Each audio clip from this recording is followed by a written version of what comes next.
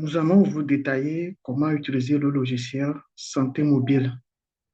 Donc, pour utiliser ce logiciel, déjà, lorsque vous vous accédez avec le lien ou avec votre application mobile sur votre téléphone portable, vous aurez à enregistrer votre code utilisateur.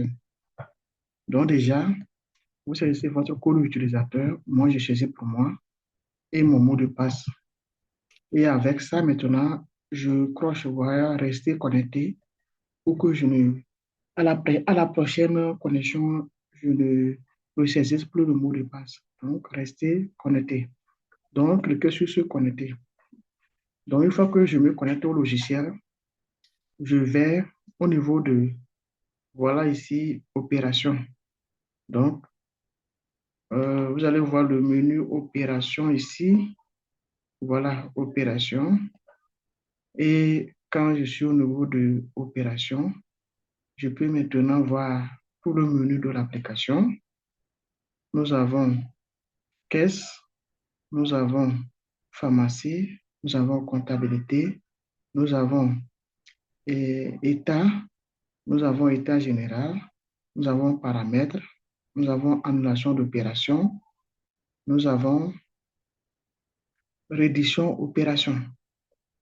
Maintenant, lorsque nous voulons, par exemple, saisir de nouveaux achats, lorsque nous achetons des produits et qu'on amène ces produits au magasin, nous allons au niveau de pharmacie. Et quand nous sommes ici, nous allons saisir un achat. Donc, quand vous cliquez sur saisir un achat, vous allez voir cette fenêtre qui va vous afficher le nom des fournisseurs qui vous achetez les produits. Donc, avec cette fenêtre, vous cliquez sur acheter. Et là, tous les produits que vous achetez vont s'afficher. Quand les produits s'affichent, alors, vous pouvez maintenant sélectionner les produits que vous avez achetés qui se trouvent sur la facture. Donc, par là, par ici, nous allons chercher les produits. Par exemple, on a acheté par donc, nous allons écrire paracétamol. Donc, quand vous voyez ici, vous allez voir paracétamol 500 mg, paracétamol 500 mg. Donc, nous allons sélectionner ce paracétamol-là. Nous l'avons acheté. Nous avons acheté aussi quinine. Donc, nous allons écrire quinine. Donc, Kinimas, nous avons acheté ça aussi. Nous allons sélectionner. Nous avons acheté aussi de l'amoxicilline. Donc, l'amoxicilline. Donc, nous l'avons acheté aussi. Nous allons sélectionner. Donc, ça fait déjà facture 3 produits qu'on a sélectionnés. Voilà. Maintenant, on a acheté encore quel produit? On a acheté aspirine. Donc, nous allons sélectionner ça aussi. Maintenant, une fois ça fait 4 produits sélectionnés, une fois sélectionner les produits que nous avons achetés sur la facture, maintenant, nous allons cliquer sur facturer. Donc, quand nous cliquons sur le facturer, vous allez voir tous les produits vont s'afficher ici. Et voilà, paracétamol, 500 mg. Voilà, Kinimas. Voilà, amoxicilline. Et voilà, aspirine. Donc, ici, nous sommes au niveau du dépôt principal. Ici, c'est sur ce dépôt-là que nous allons enregistrer le stock. Et déjà, au niveau de paracétamol, quelle quantité nous avions acheté? On a acheté peut-être 200. Nous écrivons 200 là-bas. Et la remise, si on n'a pas eu de remise, la date d'expiration, donc ce produit, ça s'expire quand? Donc, ça s'expire en 2000, disons en avril 2027. Donc, nous allons choisir, par exemple, le 1er avril 2027. Donc, nous allons sur Kinimas. Quelle quantité nous avons acheté? Nous avons acheté 100. Ça s'expire quand? Nous allons choisir. Si c'est en août, en août 2027, là, nous allons choisir 1er août 2027. Donc, à part Kinimas, nous avons amoxicilline. Combien nous avons acheté? Peut-être 700. 700, ça s'expire quand? Donc, nous allons sélectionner la date d'expiration. Peut-être que c'est en novembre. Donc, nous allons choisir le 1er novembre. Donc, à part amoxicilline, nous avons aspirine. On a acheté aspirine ici, ça c'est 4. Comme quantité, donc, nous avons au niveau de l'expiration, date d'expiration, date de péremption. Peut-être que c'est en mars, on va choisir le 1er mars. Une fois les informations renseignées, alors qu'est-ce que nous allons voir? Nous allons vérifier ici le montant de la facture. Ça fait 36 000, hein, 36 805 900. Donc, voilà les détails de la facture. Donc, paracétamol, 500 mg, voilà, ça fait 16 000. Kinimas, 100, ça fait 1 952 400. Amoxicilline, nous avons 700, ça fait 33 millions, 33 000, 33 323.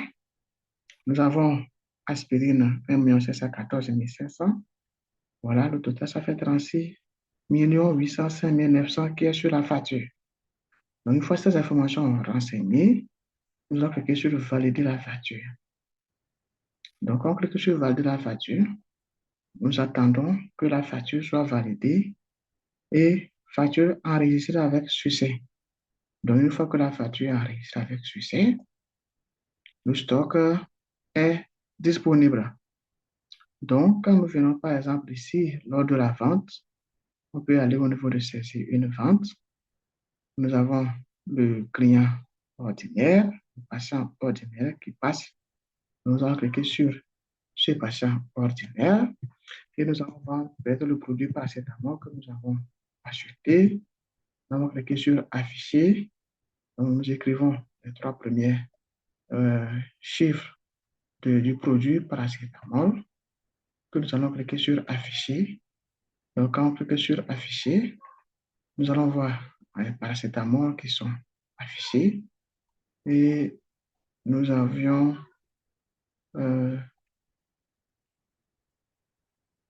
peut-être paracétamol ici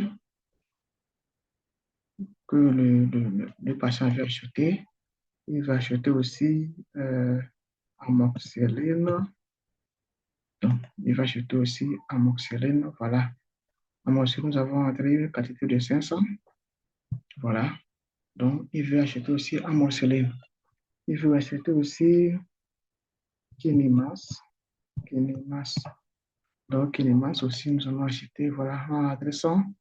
Donc, il va acheter Kinimas aussi. Donc, une fois choisi les produits qu'il va acheter, ça fait 3 produits qu'il a sélectionnés pour acheter. Donc, cliquez sur facturer. Donc, vous avez tous les produits ici. La quantité pour amoxicilline IV2, paracétamol IV peut-être 3,5 quantité. Et Kinimas, il veut peut-être 2. Donc, déjà, le patient va payer 179 925. Total assurance, c'est 0 francs parce qu'il n'est pas souscrit à une assurance. À une assurance. Donc, voilà, l'assurance n'a pas pris à charge aucun frais, ça fait 0 francs. Donc, le patient doit payer 179 925 francs. Donc, une fois toutes ces informations correctes, bien enregistrées, vous cliquez sur valider la facture. Donc, une fois que vous cliquez sur valider la facture sera validée, facture enregistrée avec succès, et vous avez la possibilité de voir les factures. Cliquez sur voir les factures. Si, ici, ça permet à la caisse d'enregistrer le règlement. Donc, voilà la facture qui est là. On peut passer au règlement de la facture. Donc, le montant de la facture, ça fait 179 925 francs. Et si le patient nous amène 200 000, nous allons écrire 200 000 ici. Donc, quand nous écrivons 200 000 ici, la portion à régler, ça fait 179 925. Le reliquat à remettre au patient, ça fait 20 075 francs. Une fois ces informations renseignées, nous allons cliquer sur valider le paiement. Une fois que nous cliquons sur valider le paiement, nous aurons un reçu que nous allons imprimer et remettre au patient. Donc, vous avez le reçu, ticket de caisse, ticket numéro, voilà, la date du dimanche à 12h40, combien d'effectuer l'opération, le nom de l'opérateur, les produits achetés, nous avons amoxicilline, nous avons paracétamol, nous avons Kinimas, avec les quantités respectives et le prix patient. Total général, ça fait 179 925 francs. Total assurance, ça fait 0 francs. Net à payer patient, 179 925 francs CFA. Montant reçu chez les patients, c'est 200 000. Reliquat rendu au patient, ça fait 20 075 francs. Alors, nous pouvons maintenant cliquer sur imprimer. Et le reçu sera imprimé que nous allons remettre au patient. Voilà, de façon résumée, comment euh, effectuer euh, euh, les achats et la vente avec le logiciel Santé Mobile. Nous allons poursuivre avec la partie caisse. Donc, quand nous sommes au niveau du menu général, tableau de bord, nous allons au niveau de caisse. Donc, déjà, dans la partie caisse, nous allons peut-être effectuer les opérations de dépenses, puisque le logiciel, c'est un logiciel de comptabilité. Donc, lorsque nous avons des dépenses à effectuer, par exemple, on a fait peut-être de petites dépenses, donc nous allons ici au niveau de saisie opération. Donc, quand vous cliquez sur saisie opération, vous allez voir toutes les opérations s'afficher. Donc, ici, nous allons euh, saisir une opération, puis saisir une opération ici. Donc, on clique sur, on dit par exemple, autre, je vais voir. Voilà, nous avons dépenses. Donc, nous avons dépenses. Voilà, donc, on a effectué une dépense. Nous avons toute dépense de caisse aussi. Donc, nous cliquons sur saisir. Donc, on va saisir la dépense.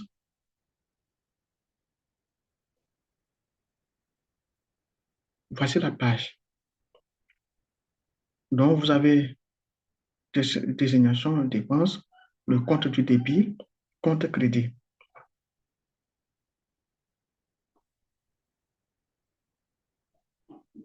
Ici, montant de l'opération.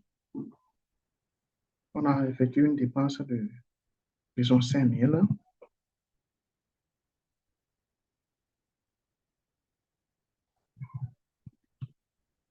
Achat de balai.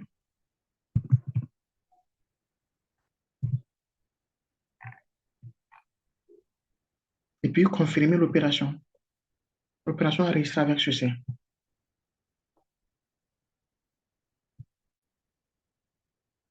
Là, nous venons de saisir une opération de dépense. Donc, à noter que on peut saisir autant de l'opération. Donc, quelles que soient les dépenses que nous effectuons, les entrées de fonds de caisse, toutes ces opérations sont ici. Donc, il suffit de cliquer sur saisir. Par exemple, apport exploitant propriétaire, quand il y a des apports sur le compte exploitant, cliquez sur saisir. Octroi d'avance, main d'œuvre, transport divers. S'il y a, on a effectué des frais, des frais de transport, peut-être 4 000 pour un déplacement DG, par exemple, 4 000. Nous allons cliquer sur confirmer l'opération. Une fois confirmer l'opération, euh, ce sera enregistré. Donc, en fait, aujourd'hui, on peut consulter l'état de caisse quand nous allons ici. Je vais m'excuser au niveau de l'état de caisse. Voilà l'état de caisse. À la fin de la journée, nous allons imprimer l'état de caisse pour voir toutes les opérations effectuées tout au long de la journée. Donc, quand nous cliquons sur l'état de caisse, vous allez voir toutes les opérations qui ont été effectuées. Donc, euh, quand nous allons au niveau de imprimer, voilà. Donc, vous avez état de caisse, dans la période du 15 au 15. Et vous allez voir le solde reporté. Nous allons essayer de voir les opérations qui ont été effectuées. Apport traiteur, 400 000. Déplacement DG, voilà ce que nous venons d'enregistrer. Déplacement DG, ça fait 4 000. Achat de balais, voilà, achat de balais, ça fait 5 000. Nous avons les règlements, voilà. Donc, total entrée, ça fait 688 880. Total sortie, ça fait 9 000. Le solde final, ça fait 754 138 francs. Donc, voilà le résumé de l'état de caisse que vous pouvez imprimer à la fin de la journée. Aussi, vous avez la possibilité de passer des écritures comptables. Donc, quand nous allons au niveau de la comptabilité, voilà, comptabilité, vous allez saisir une écriture comptable. Voilà, saisir une écriture comptable. Vous allez choisir le journal. Si c'est journal, si c'est une opération en banque. Donc, nous allons choisir peut-être Aura Bank. Donc, si c'est paramétré, nous allons créer peut-être dépôt en banque. Voilà. Donc, ici, on a envoyé peut-être, disons, 7 000 à banque. Donc, au niveau du débit, nous allons choisir le compte banque 52. Nous allons choisir le compte banque. Ce n'est pas paramétré. Donc, oui. Donc, nous allons d'abord vous montrer comment aussi enregistrer les comptes. Donc, on va tout rapidement enregistrer le compte banque 52. Donc, nous allons au niveau de paramètres.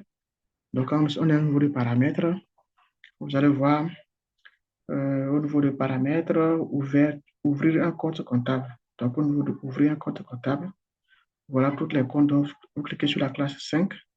Vous avez 52, 52. Vous pouvez chercher rapidement ici. Vous écrivez ici 52. Voilà. Il y a banque locale 52, 11, banque locale créée. Donc, tout juste cliquer sur enregistrer. Donc, vous n'avez pas besoin de faire quoi que ce soit. Une fois que vous avez le compte 52 qui est là, vous cliquez sur le créer et puis enregistrer. Voilà. Donc, une fois que c'est fait, nous allons passer notre écriture comptable au niveau de la comptabilité. Voilà la partie comptabilité. Donc, quand nous cliquons sur comptabilité, c'est une écriture comptable, journal Aura Bank, le dépôt, Aura Bank. Donc, on a envoyé 7 000. Au début, nous allons avoir le compte de Aura Bank.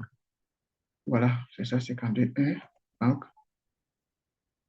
Donc, nous l'avons choisi. Voilà, le compte 52, 1. Maintenant, qu'est-ce que nous allons faire? Ajouter la ligne. Donc, on va ajouter, voilà, c'est ça. On vient d'ajouter 7 000. Maintenant, au crédit, nous allons saisir 7 000 au crédit. Et c'est quel compte qui va être utilisé? Le compte 57, la caisse en monnaie nationale, 57. Donc, nous allons cliquer sur ajouter. Voilà, le compte est équilibré.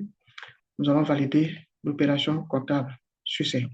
Alors, une fois validé, amusons-nous à vérifier l'état de caisse, donc état de caisse, pour voir ce qui s'est passé au niveau de la caisse. Voilà. Donc, nous avons, voilà, dépôt à Aura. Donc, dépôt à Aura, voilà, 7 000. Donc, c'est 54 000. Donc, nous avons effectué une sortie vers la banque Aura Bank. Ce qui fait que nous avons 747 000 actuellement à la caisse. Alors, nous allons vérifier l'état de notre situation à Aura Bank. Cela vaut la peine. Donc, nous allons au niveau de l'état général. Euh, nous allons au niveau de l'état, balance des comptes. Nous allons voir banque locale. Voilà, notre compte banque locale, c'est quand qu'on vient de créer. Voilà, le solde final au débit, ça fait 7 000. Donc, c'est les 7 000 que nous avons en compte à Aura Bank. Alors, voilà la partie comptabilité de notre logiciel. Nous avons plusieurs rapports, états statistiques qu'on peut générer par dépôt en fonction des dates choisies. Nous avons aussi la partie tableau de bord. Voilà, total vente, ça fait 183 940. Les prestations, ça fait 0 francs. Les encaissements, ça fait 188 880. Le solde final de la caisse, ça fait 747 138 francs. Voilà le tout de notre logiciel. Nous allons revenir pour d'autres fonctionnalités aussi très intéressantes de ce logiciel qui va certainement vous intéresser. Actuellement, nous avons abordé quelques éléments essentiels pour pouvoir utiliser ce logiciel. Mais nous n'allons pas parler de ces éléments sans vous montrer quand même comment enregistrer les nouveaux articles, comment enregistrer le nouveau client. C'est essentiel aussi. Donc, il faut aller tout juste dans notre menu ici, tableau de bord, paramètres. Donc, cliquez sur paramètres. Vous allez voir ici. Nous avons ici saisi un article. Et au niveau de saisir un article, vous voyez la désignation de l'article, unité, vous choisissez les unités, si c'est un flacon, si c'est en poche, classification, si c'est un produit de CAMEC, catégorie, sous-catégorie, vous allez choisir tout ça là. Et puis, une fois précisé le prix de vente, cliquez sur enregistrer l'article, tout simplement. Vous avez ici modification du prix de vente. Lorsque le prix change, vous allez avoir ici toute la liste des produits qui existent. Vous avez la possibilité maintenant de modifier chaque produit. Donc, vous cherchez le nom du produit. Paracétamol. Donc, ici, vous allez voir paracétamol. Vous cliquez sur ce bouton modifier. C'est le bouton modifier. Voilà.